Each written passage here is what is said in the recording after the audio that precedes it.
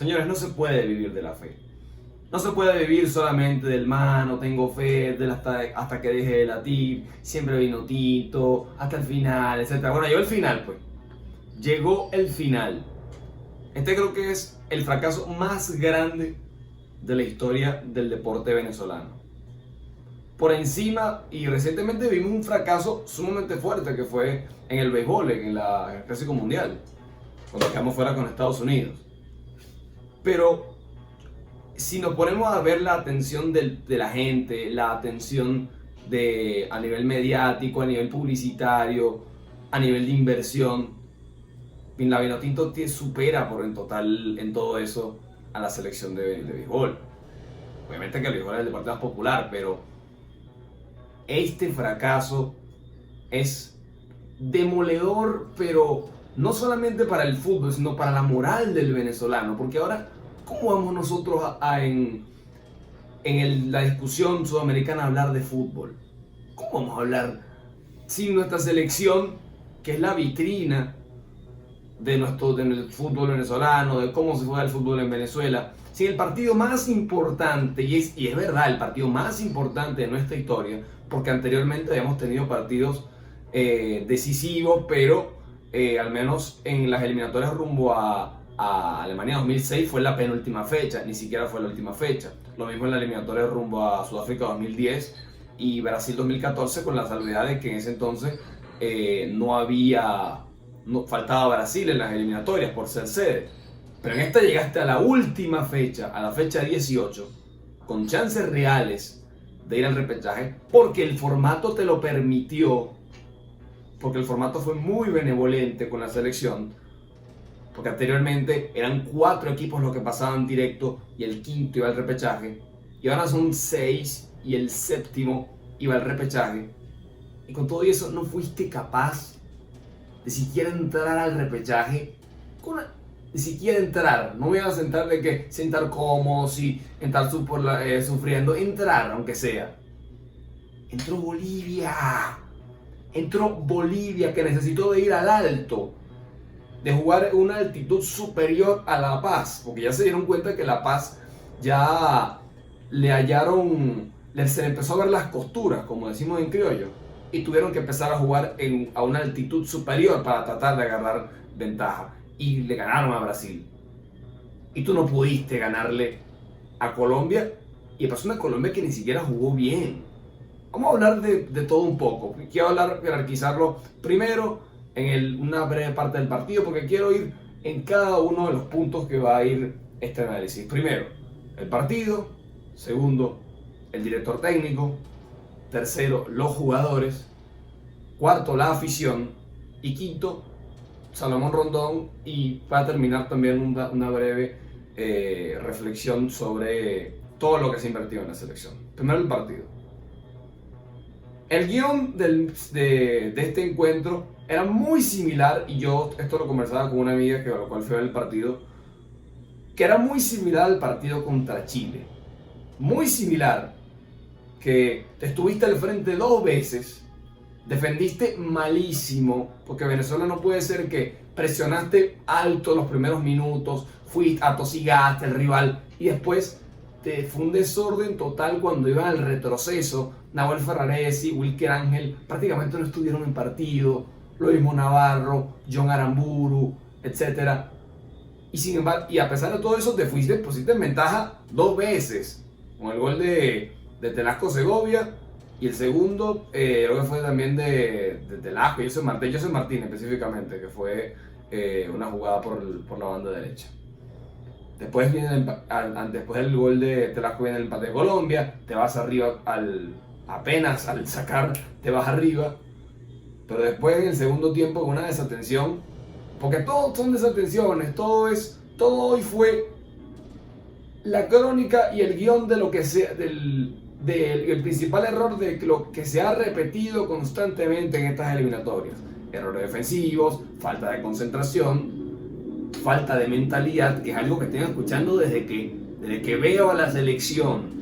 Tengo 23 años, ya voy para 24 ahorita en noviembre, Y todo ese tiempo he ido escuchando que a los jugadores venezolanos les falta mentalidad. ¿Y cuándo va a ser el día que los jugadores venezolanos van a tener la mentalidad?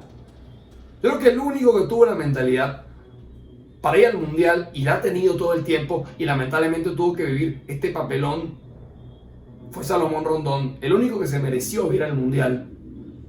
Gracias por tanto, Salo. Ya voy a hablar un rato de Salomón Rondón. Pero no puede ser que el partido más importante de la historia de nuestro fútbol se haya jugado con tanta desidia, con tanta apatía. O sea, estaba perdiendo por goleada en un partido en el cual tenías que aplicar la frase de César Farías del cuchillo entre los dientes.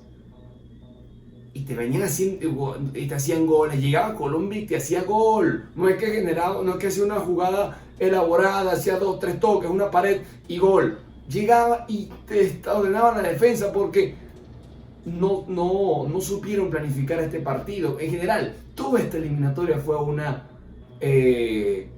constante improvisación. Y yo no me quiero escudar en que se perdió porque se le entregó el partido con Argentina. Porque, ok, sí se entregó ese partido porque Venezuela no compitió. Venezuela perdió esta eliminatoria no solamente por este partido, sino por no haberle ganado a Chile y a Paraguay. Es cierto que a Paraguay unos dirán que ese partido era perdible, pero hasta ese momento Paraguay no venía en un buen momento y era un rival al cual era ganable. Y sin embargo, después de eso, Paraguay remontó la cuesta. ¿Y dónde está hoy la selección del profesor Gustavo Alfaro? Clasificada directo a la Copa del Mundo después de 16 años. 6 goles se comió la selección hoy ante Colombia. Ya voy a hablar un poco del Bocha Batista para pasar al siguiente punto. Bocha, el formato fue muy bueno contigo. El formato te dio todas las facilidades, todas las comodidades, porque perdiste, no ganaste de visitante, perdiste partidos que eran increíbles, perdiste con Chile, perdiste con Paraguay, no competiste con Ecuador, y tantos otros partidos, no le ganaste a Perú, aunque es cierto que en Lima no hemos ganado hasta el día de hoy, no hemos podido ganar en la capital peruana, pero tuviste muchos partidos y partidos que en el caso que tenías que ganar. Con Uruguay tenías que salir a ganar porque un Uruguay que tenía bajas. Después cuando fuiste a jugar con el Centenario contra todos los caballos te comiste 3 goles. Todo tiene que ver con todo. Y el Bocha constantemente fue repitiendo errores con jugadores que no tenían que ir a la convocatoria, haber puesto a David Martínez de titular contra Uruguay cuando no tenía que ser titular, poner a Brian Hurtado en la convocatoria cuando ni siquiera en su club, a Jan Hurtado cuando en su club ni siquiera era un jugador relevante, habiendo otros jugadores que habían hecho los méritos y tenían los pergaminos para estar en las convocatorias. ¿Qué más querías? Yo no sé si a esta altura, cuando estoy grabando este video, ya el director técnico ya habrá renunciado. Tendría que hacerlo. Es lo lógico, es lo que corresponde. Después, porque si tuviste una eliminatoria en la cual clasifican 6, el séptimo va a repechaje, y sin embargo, y pese a todo, no pudiste, porque perdiste partidos increíbles, porque regalaste, porque te faltó lo más importante, te faltó garra. Bocha. La garra de los primeros 4 partidos, porque lo increíble es que comenzaste bien la eliminatoria, pues le ganaste a Paraguay, sufriendo con un gol de penal de Salomón Rondón, sí, pero se le ganó a Paraguay, le sacaste un empate de oro a Brasil, que esos 2 partidos, ante Brasil, ante Chile, las victorias sufriendo contra Perú y contra Bolivia, hoy son lo que mantuvieron a Venezuela en pelea y la mantuvieron con chances en este último partido.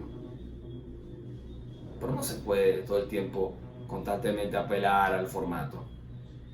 Y yo voy a hablar del formato del año que viene, del próximo mundial, porque va a ser algo Tremendo lo que les voy a decir. Ahora voy ya saliéndonos del director técnico, voy a ir a los jugadores. Si hay un partido en el cual estás perdiendo 5-3, 6-3, un resultado que ya por el contexto está claro que ya no lo vas a revertir, que ya el partido está perdido, ¿cómo es que no hay tarjetas rojas, tarjetas amarillas? ¿Cómo es que los jugadores no se molestan? O sea, si yo estoy perdiendo, si fuese jugador de fútbol y estuviese perdiendo un partido para ir al mundial por goleada en mi estadio con 50.000 personas que agotaron las localidades en el Monumental de Maturín, me estaría muriendo de la rabia. Quisiera agarrar a un jugador colombiano y quebrarle la pierna y lesionarlo o ocasionar una falta, etc. O no puede ser que tengas tanta... que no hayan mostrado, no se hayan molestado, no. Parecía que no les importaba este partido. Por momentos. Al único que, lo repito, ya voy a hablar de Salomón, el único que merecía ir a este mundial era Salomón Rondón. También voy a hablar un breve paso de Rafa Romo. Rafa Romo, que fue el portero y uno de los tantos de los estandartes que nos mantuvo en pie para este partido y en pie a lo largo de la eliminatoria por sus atajadas. Era chico pésimo, el guardameta. Le pegó la presión. Es que en general a todos los jugadores les pegó la presión. Hoy vi unos jugadores, y esto allí me parece increíble de que todavía siga escuchando de que a los jugadores venezolanos les falta mentalidad, y me pregunto de que por qué a los jugadores venezolanos les falta mentalidad. Yo me pregunto, si él... A ver, que es tremendo, de verdad. Este dolor que nos ha causado la selección va a ser muy difícil de poder revertirlo. Va a ser muy difícil de poder volver a generar otra ilusión en la gente, volver a generarle otra... y ahora ya recuperó un poco el hilo de la idea que quería formularles. No puede ser que en el partido más importante de la historia del fútbol venezolano, tiene unos jugadores que, sinceramente, no quiero sonar un poco irrespetuoso, pero hoy unos jugadores que tenían miedo. Hoy unos jugadores que perdían pelotas que en sus clubes no las perderían nunca. Errores defensivos, desatenciones. Yo estoy seguro que Ferraresi en el Sao Paulo no cometería los errores que comete aquí. Wilker Ángel, errores en la mitad de la cancha, Brujo Martínez, etc. Estoy seguro que esos jugadores no cometerían esos errores en sus clubes, a lo cometen en la selección.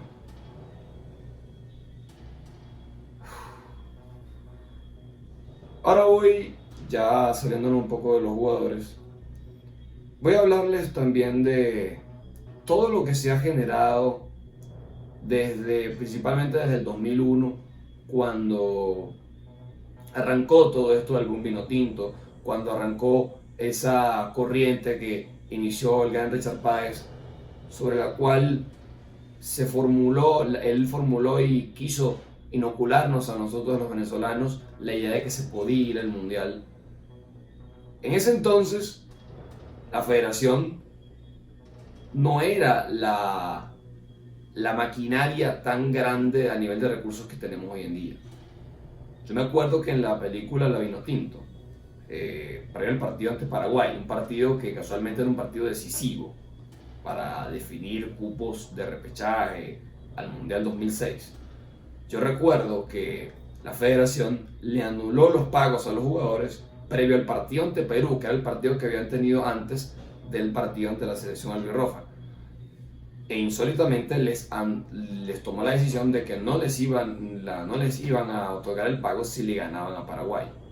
Hoy en día tenemos una selección una federación sobre todo, que ha invertido muchísimo dinero en el fútbol venezolano y que se ha visto en obras. Por ejemplo, aquí mismo en Valencia, en Carabobo, donde yo me ubico, están las mejores instalaciones deportivas de todo el país y que son referencia y que de hecho un médico del Atlético de Madrid que vino a Venezuela y habló de que las instalaciones, en el caso de Academia Portocabello, las instalaciones que tenía a nivel deportivo, ni siquiera ellos las tenían. El Atlético de Madrid, un club de Europa, europeo, de los más grandes de España, protagonista en Champions, y que fue al pasado Mundial de Clubes. No lo tienen ellos, pero sí lo tiene Academia Portocabello y varios clubes venezolanos que han hecho grandes inversiones en infraestructura, en juveniles, y también a nivel federativo, también en estos temas de infraestructura, con la remodelación del CENAR en Margarita, con todos los acuerdos publicitarios que se han cerrado. Con todo y eso,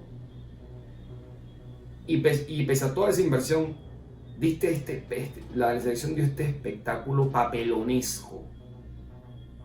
Ya se acabó esa época en la cual al fútbol venezolano no le importaba a nadie.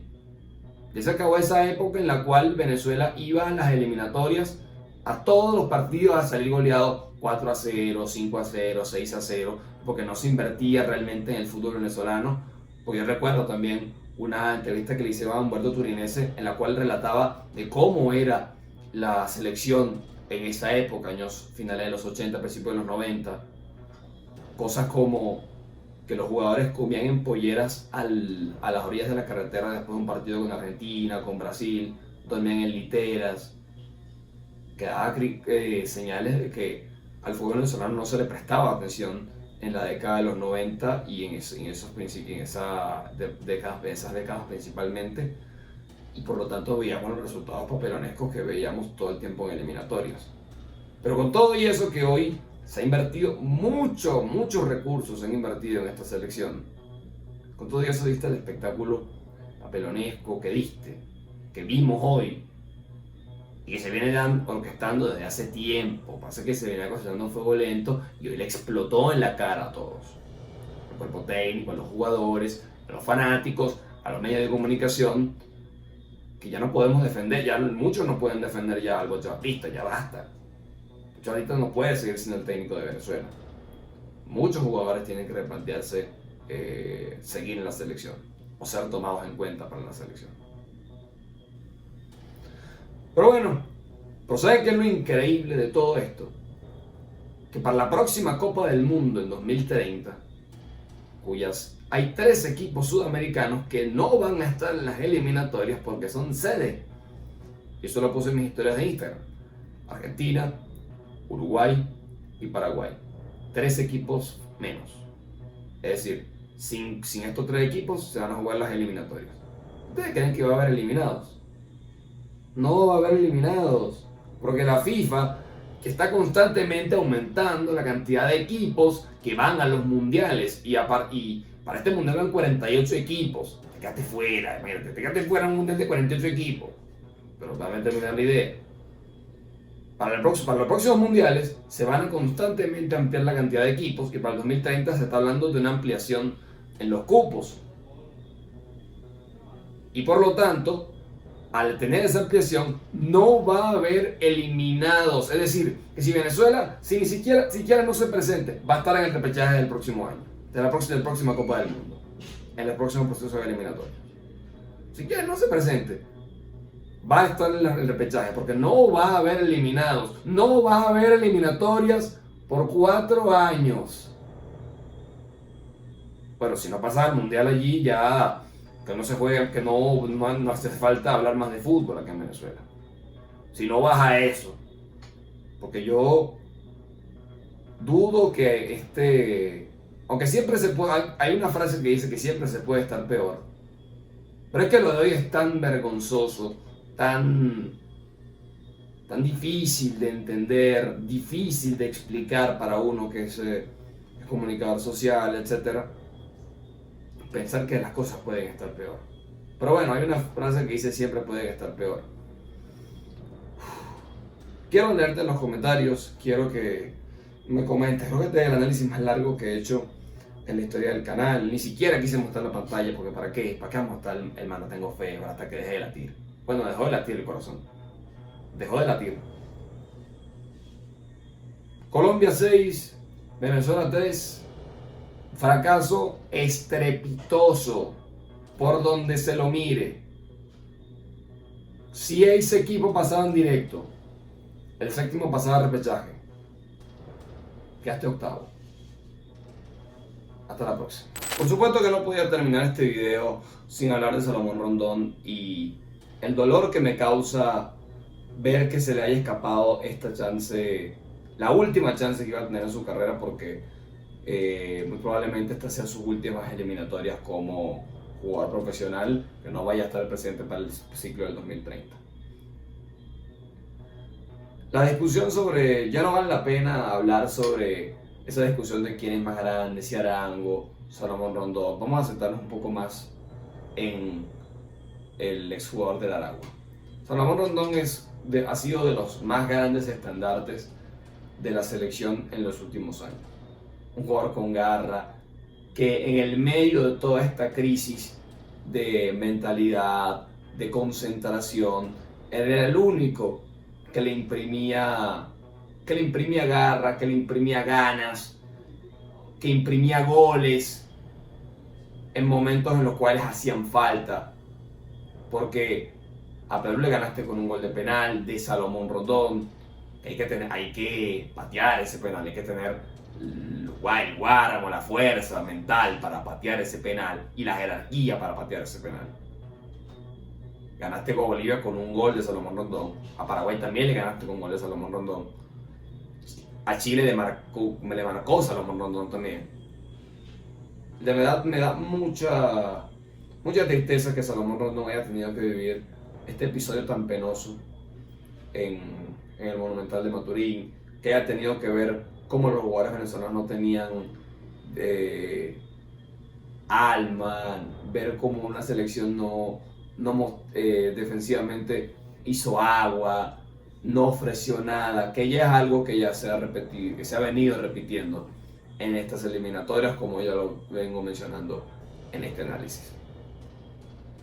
Gracias por tanto, Salomón Rondón, gracias por sumarte a esta lista de jugadores que no pudieron llevar a Venezuela al Mundial, no porque te haya sumado a esa lista, sino porque en medio de toda esta crisis, tú nos diste algo de esperanza.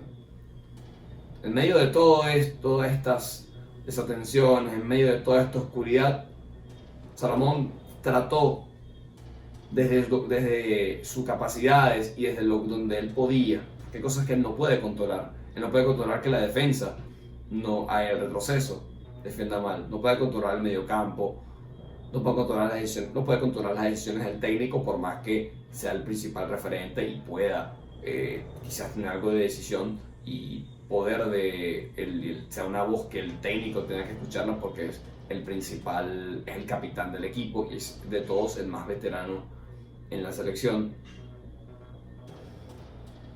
De verdad me da mucha lástima que Salomón Rondón haya tenido que vivir esto. Para mí no se lo merecía. Salomón Rondón merecía ir a este mundial, porque después de que le hicieran esa pregunta en un canal venezolano sobre qué significaría para él ir a un mundial, y no respondió a la pregunta porque se quebró. Yo no me quiero imaginar cómo debe estar hoy él en este momento.